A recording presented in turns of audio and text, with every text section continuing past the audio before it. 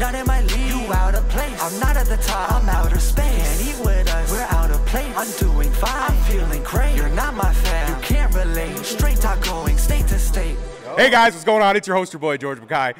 And as always, I'm back. But this time I am back with the returning, the fantastic, the amazing, my favorite tag team, those East Coast slappers, Sabotage.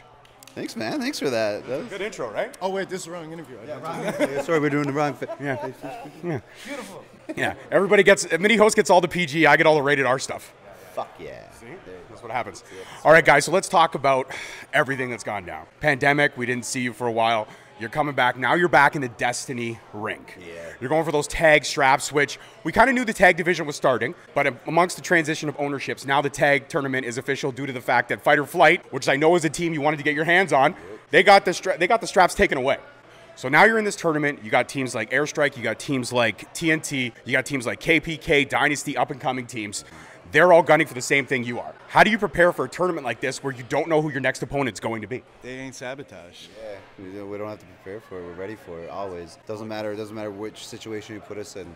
We are ready for tag team wrestling at all times. Overcome.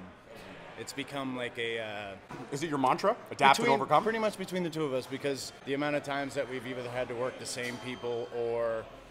so you're always just pulling out new stuff out of the bag, even if it's with the same teams over and over. You have to. They're going to know your plays. You have to keep switching your stuff up. So adapt and overcome always. You have to. I like that. I like that. Now, with the fact that the Maritimes, you guys have been all over the East Coast, you're now coming into Central Ontario, and I'm sure the West Coast is on your mind as well, but also getting more so stateside. Yeah.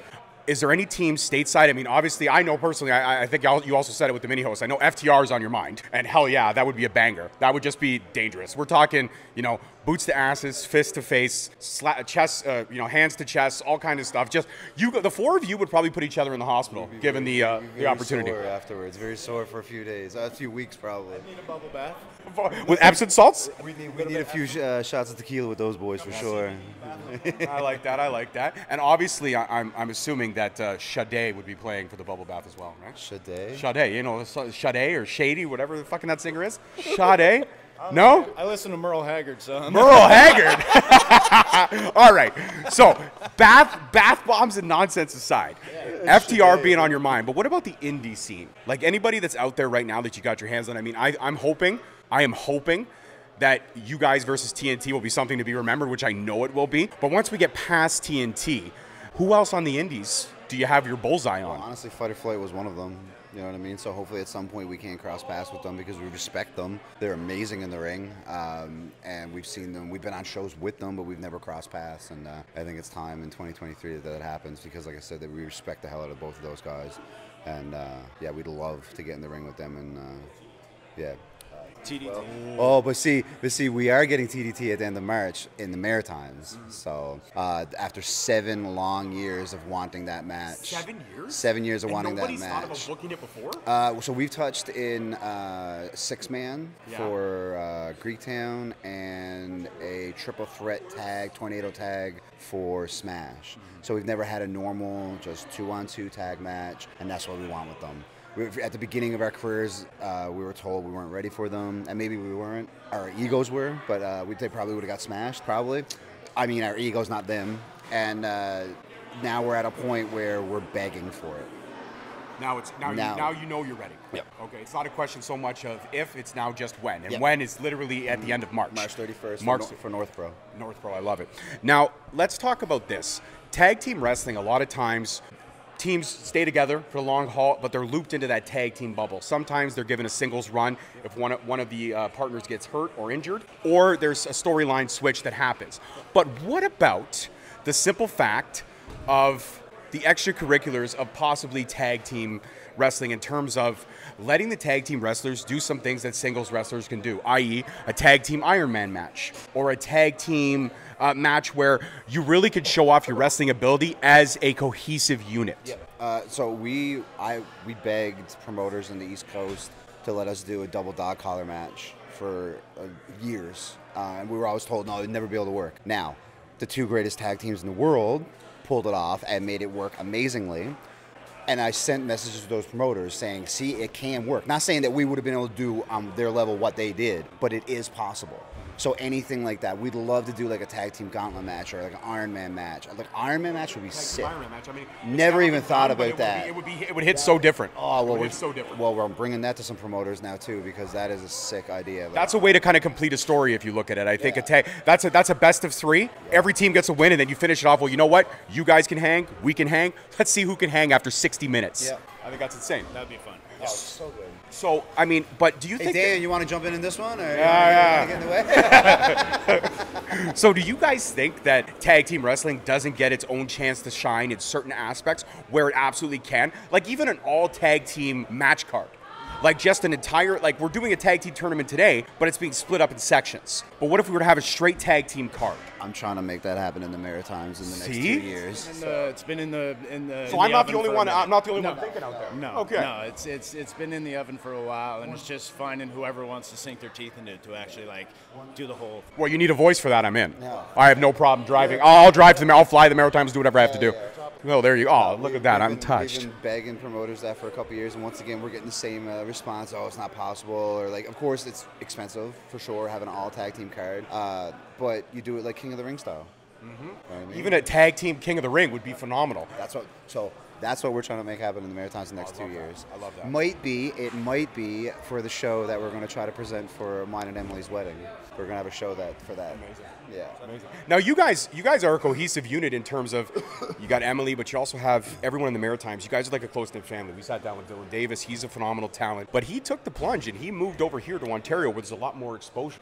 Have you guys ever had conversations of the possible relocating, which I know is scary when the East Coast is all you've ever really known on a full-time basis? Have you talked about possibly relocating to where you get a chance to face some of these dream teams that you've never had the ability to face before? Before the pandemic, we were very close to packing up all of our stuff and moving up this way. The pandemic made us see a lot of things in different lights, and so for the time being, we're comfortable staying in the Maritimes. We're quite busy this year.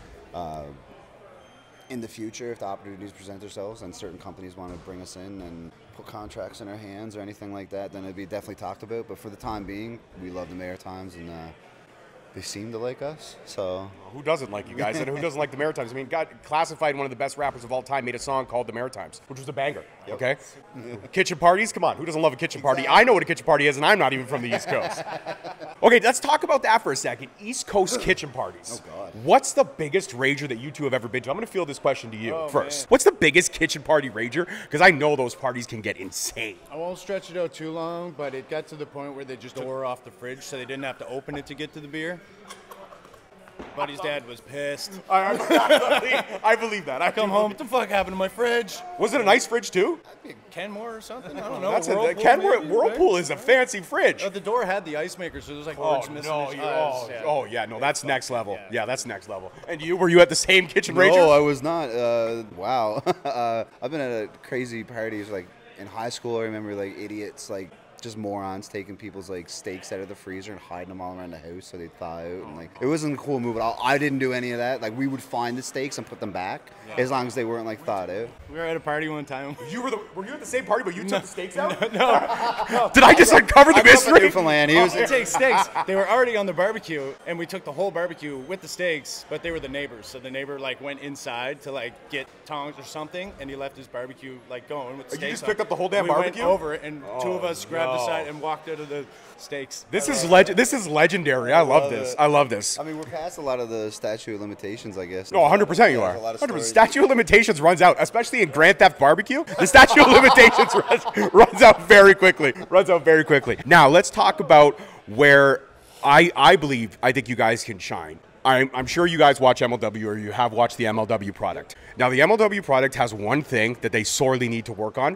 which is a definitive tag team division.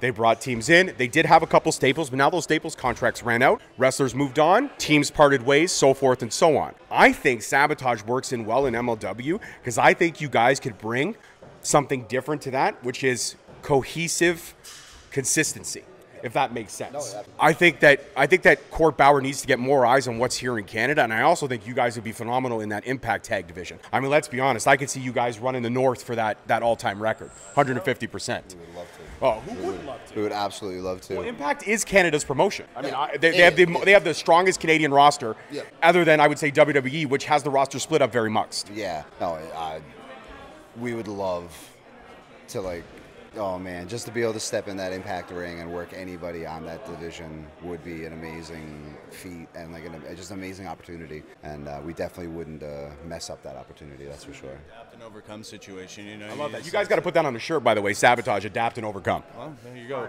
Well, all I ask is a free one because I think I came up with the idea. This guy right here.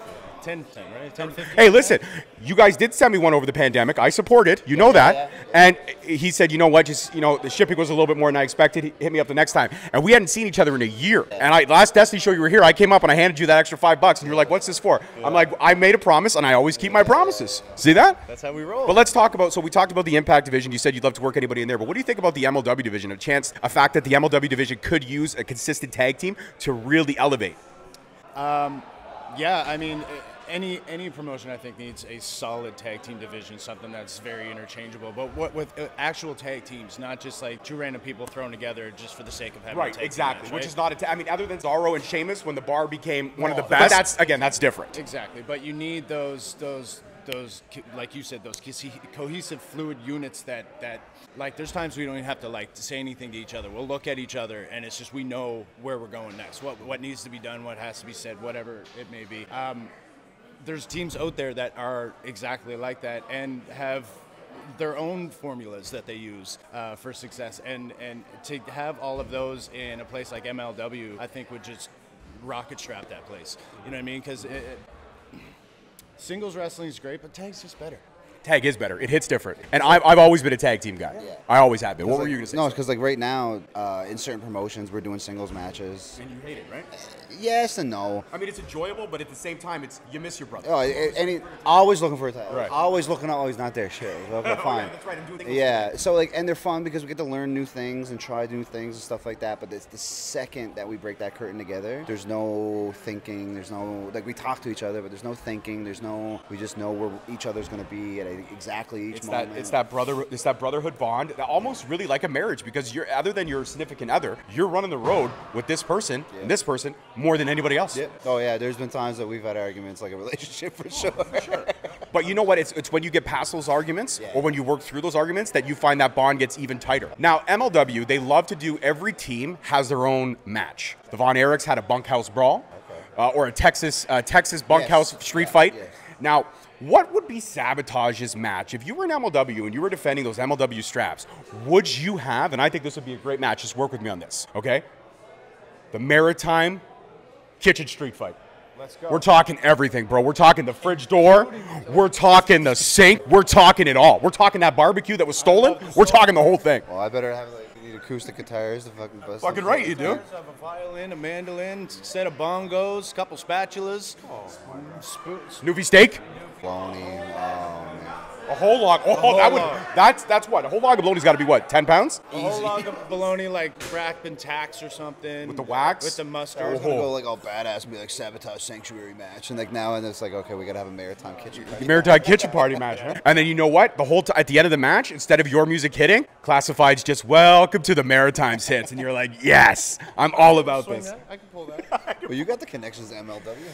I do. Listen, Core Power. Listen, every single time, me and my co-host Uncle Bobby B, who'll be here later, we talk about what MLW sorely misses all the time. Listen, we love the product, but we're also straight shooters, and we have no problem saying things hit different. Now, ever since they've been on Reels, the production value has kicked up. The storylines have kicked up. But Court Bauer is the mad genius of pro wrestling when it comes to the fact that Court Bauer's stories, even though they're old school, he finds a way to twist that knob so it's a little bit different. Old school's the best. Old school will always work. There's a reason that it worked back then, and the reason you have to obviously update it a little bit, but like, it's just modify a bit, but that's why it always works. Adapt and overcome. This guy is just gonna get those shirts pushed for us. I love it. So, what's the one thing that Sabotage does when they wind down? Because I also know you guys now. You moved recently, didn't you? No, I just took a little sabbatical. I just did 3 months in New Zealand. 3 months in New Zealand. That's phenomenal. How was that? Magical. It was changed your life? Big time. Yeah. Okay, perfect. I feel new. I like that. So you did the 3 months in New Zealand, but now you guys are back together. Like you said, you're very busy right now. What is the one thing that you think promoters keep booking Sabotage for? Is it the fact that you guys have that consistency? They know exactly what they're going to get from us, and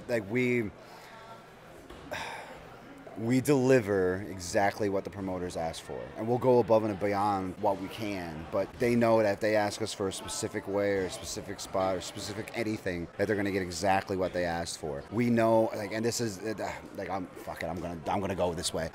There's so many people and so many tag teams that don't know how to work the hard cam, that don't sell to the hard cam. They think they got to sell to all the fans. When the product is recorded for TV, you need to work the camera, because how are you going to keep the people on camera engaged that entire time? And that's one thing. We'll come from North Pro matches and other matches that are recorded for TV, and we have friends that are there that are fans, and they'll come up and they'll be like, "You're always working the hard cam. You're always working the hard cam." It sounds pretty basic to me. It does, and like anytime we go to a show, if there's like a hard cam setup that's just being recorded for like YouTube or just like content or whatever, I always go to the promoter, be like, "Okay, where is it?" And they point it out, and we go in the locker room and we tell everybody. 90% of the roster just don't even care, and it's like that's the one thing. I like to think that we're professionals, and I like to think that there's no doubt in our ability to deliver for the fans. I don't disagree with that. What about you? Are you on the same premise that working the hard cam matters? Because do you feel that the wrestlers there are working for the quick sale, for the t-shirt, for the autograph, as opposed to working for the fan at home that's going to consistently tune in because they like what they saw? Exactly. It creates like I don't know if it's like a disconnect, but there's like a gap there. So if you just see a guy walking around on a camera who's not looking at the camera, so it's just like, all right, well, I'm just watching like a home movie of like people I can't even, like the connection of looking directly into a camera and someone's watching that, my eyes are connecting with you. So it looks like I'm looking right at whoever's watching this right now. And it's the same thing with wrestling. So you do whatever, boom, something happens, you look directly at that camera and you're like, I did that for you. It connects, it has that draw, that like, that's what got me, you know what I mean? Like watching wrestling and like something would happen, Stone Cold would look right at the camera and just do something to fall backwards. I'm like, he did that for me, man. Yeah. You know? We've had production companies message us after shows and go, "You guys are so easy to edit. Like you guys are so, there's no issues. We know exactly, like we'll hit a move and I will spin over the person's body and pin and stare in the hard cam." Yeah, but that for me as a fan at home that watches the product at home, because I can't go to an MLW show here because they don't come to Canada, but I could watch it at home. When I do, like same thing, when the guy pops up or does a backflip, like when HBK used to do the backflip after he hit a move, he used to do the backflip and he looked right at the camera and he played at the camera. You thought the only person that mattered was you, not a million other people that were watching the same show as you, but Triple H or HBK is pointing directly at me, at George Mackay in Brampton, Ontario. That's who he's pointing at. That's who he's pointing at. It's that draw, man, that it just makes it you become a part of that show now. Even though you're thousands of miles away, you're front row, right? And that's it's just a focus for me that I always just try to pay attention to. Any camera I see, I try to like pick one person in the crowd and work to that. But most of the time, like go for the camera. I like that. I absolutely like that. What is one thing, because you guys have been, like I said, that consistency, that adapting, that overcoming, that evolution, that change. Sabotage can run the gauntlet with all those things in succession. What is it about Sabotage that makes you two so dangerous? Yes, you have the cohesiveness. Yes, you have that language where you don't need to speak. You just know. But above all else, what makes you two, in my opinion, one of the best tag teams in the world? Not in Canada, in the fucking world. And that's not because you're sitting here. It's the truth. I've seen you guys, and you guys hit different. And I don't want you guys to take that as like shit. Now we got to show and prove. You don't have to. You've already done that. You've already done that. But what makes Sabotage the one team that everyone should be looking out for, or everyone should be paying attention to? Our past, what we've gone through, what we've been through. Very rough roads at times that we've had to like adapt and overcome. We've had to persevere through, and that's what we tap into when we get in the ring. That's why we've had people look across from us after, like, come back from matches and look at, tell us like, when you looked at us, we were like scared. It's like, no, we're not tough guys that go around beating the shit out of people or anything like that. But when we have to switch it on, there's no doubt in our minds that we'd be able to take on anybody together. Same. I like that. Look, one answers the one question and they both agree. I love that. We met, like I started wrestling 8 years ago, met him a year in. A guy was renting out a ring for a music video shoot. Got off work when I was still in the Navy. I still had my like uniform on, drove up to the locker, and there's a couple other guys like, hey, and we shook hands, and it was like, okay. And then literally from there on out, it's been every day we've talked. Wow, that's like the coolest fucking origin story ever. Fuck Wolverine. That got me here, man. That got me in the feels. No, straight up. But I mean, you know. No, and every time I think back to it, it's just like I have a lot of good friends, especially back home in Newfoundland, and there's like one or two that just click so well, and like we could just sit down and not do anything all day. And he fit right into that. It was like when my friends from Newfoundland have met him, they go, "Oh yeah, we get it. We Yeah, we get why you guys click so much." Like, it's not the fact that we're both 6'2", both over 200 pounds, both like metalheads, like smoking weed. Who doesn't? Oh man. So it's just like we just clicked on so many different things, and then we've opened each other's eyes and minds to different avenues as well, because we did have a different upbringing. But then it's like we had a different family upbringing, but also a very similar road and like the shit we've gone through. So it was like that's why we click so well in the ring, because we're the same person. Here's a cool quotable that I love to quote. It's something I've actually quoted my own self, or my wife actually quoted to me in one of those inspirational like reels. She sent it to me because I've gone through a couple trials and tribulations of myself. I wasn't the person that you know now is not the person you knew say 6 years ago. Easy, yep. I overcame a lot of who I was, became a better husband and a better father, in my opinion, when I discovered that I had some stuff to work on. In therapy, I had to go to therapy. I had to clean my own head. I had to do all that, and that's what made me better. But this one reel was the one that kind of made me, I guess, flip the switch. There's bumps in the road. There's potholes in the road. The road is always under construction. Yep. You're always under construction. If you stop changing, evolving, repaving, relayering, whatever you want, the road will crumble, and all that will be left will be the shell of what once was. It's if you look at it in a eclectic sense, if you will, it's very awe-inspiring. But if you look at it for its meat and potatoes, it's very simple. Human beings have to evolve. We're born and bred to evolve. If we don't, we lose something in ourselves.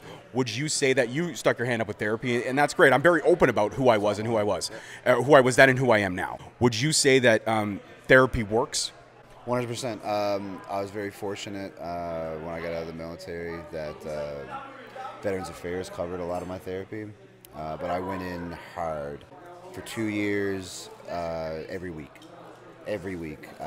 Maybe about a year in, they put it to 2 weeks, and then the last 6 months I went every like 3 weeks or whatever. But I went in and I sat down, and because I've been in therapy before, but I sat down and I seen the papers that she had of like, you know, what do you see here? What's your thoughts on this? I said, I'm not doing no fucking homework. I'm not doing any shit taking home and telling you my feelings or anything like this. These are my issues that I know I'm fucked up on.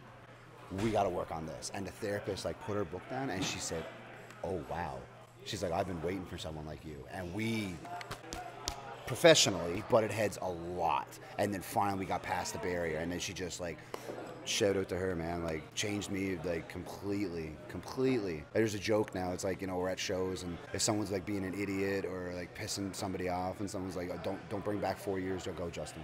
Don't bring back that guy. You know what I mean? And he'll laugh. He's laughing now, but he's the one out of everybody that's dealt with it the most because we're tag partners. Not to get too sentimental or serious, but do you see the difference?